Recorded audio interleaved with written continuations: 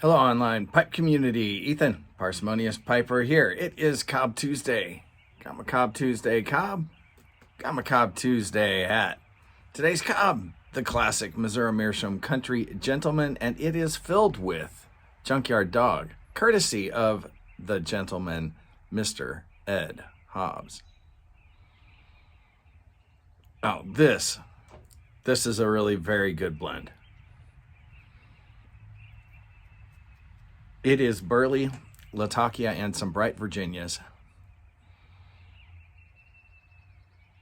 And the thing I get out of it the most is a heavy Burley kick and then that Latakia. I'm guessing the Virginias contribute maybe to a little bit of sourness. If they're bright, there may be some lemon in there.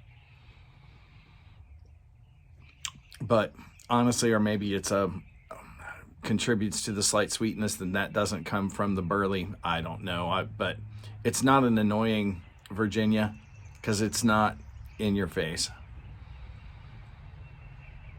I get Burley and Latakia and I love it. This is supposed to be one of Cornell and Deal's replacements for Barking Dog.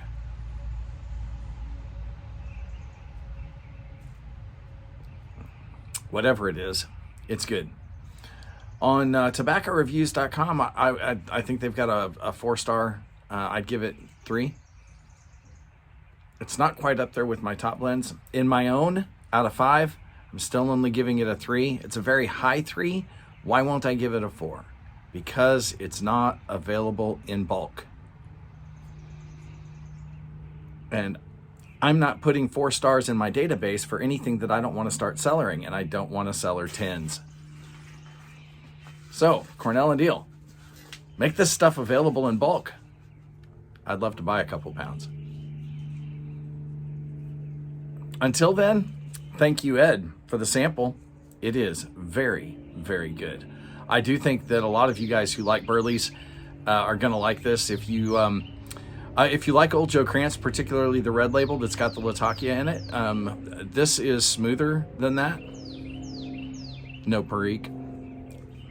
It also, though, doesn't have the tang from the red Virginias, so it is a different flavor.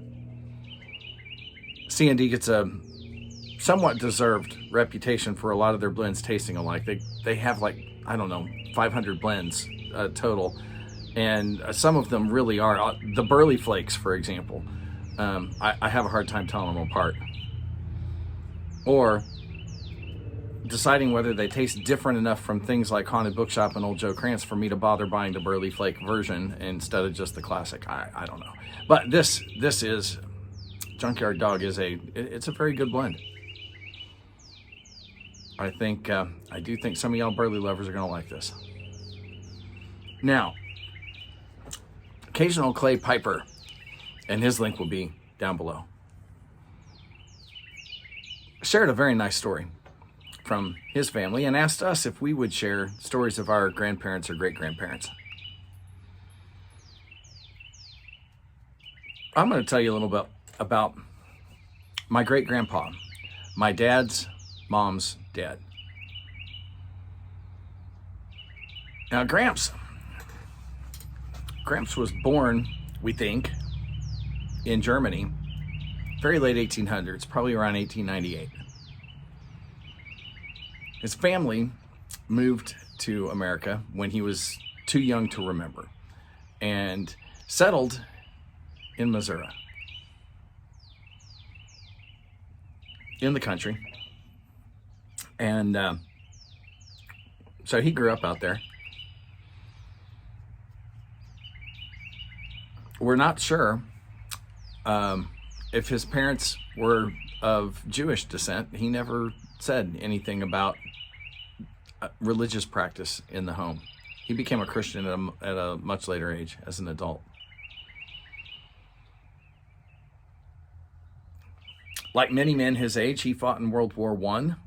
He was a fighter pilot. We have family pictures. Somebody has them. I'm not sure which of my late grandmother's surviving siblings there are two, has those pictures, but I'm sure that one of them does. We have pictures of him next to his fighter plane. We have pictures of him after the war flying a U.S. Postal Service biplane. When he decided he'd had enough of that, he went up to Alaska and worked as an engineer.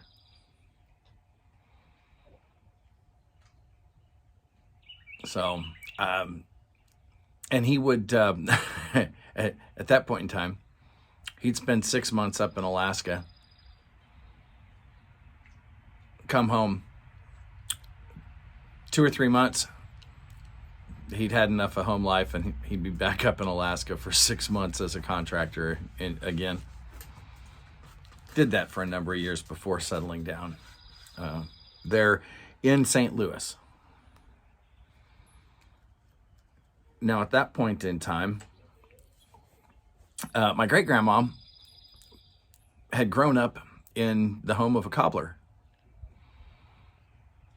And so she learned the art of creating, custom crafting, and repairing shoes from a very young age. Well, she taught that to my great-grandpa.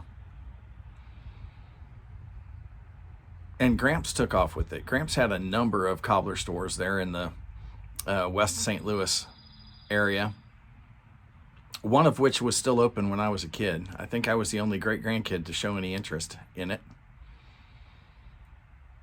He'd take me in and show me the tools, how they worked. It was fascinating watching him work. In fact, when he died, I got a toolbox, small toolbox full of choice antique tools from his basement that had come from his shop.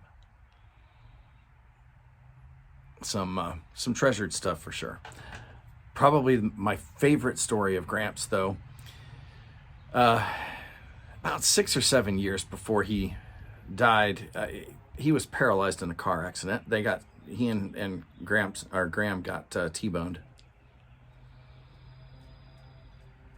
And he was paralyzed from the waist down, so he was wheelchair bound.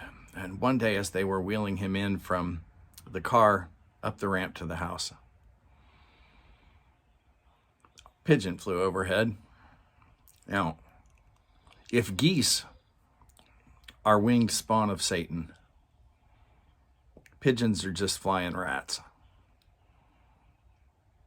And this one just took a plots right on my great-grandpa's bald, shiny head. Apparently, my great-grandma shrieked, "Quick, someone get some toilet paper." To which Gramps replied, "Why, by the time you get back out here, the bird will be long gone," in his wonderful dry humor. He never let that wheelchair get him down. Well, folks, I've enjoyed telling you a little bit about my great-grandpa. Follow the link.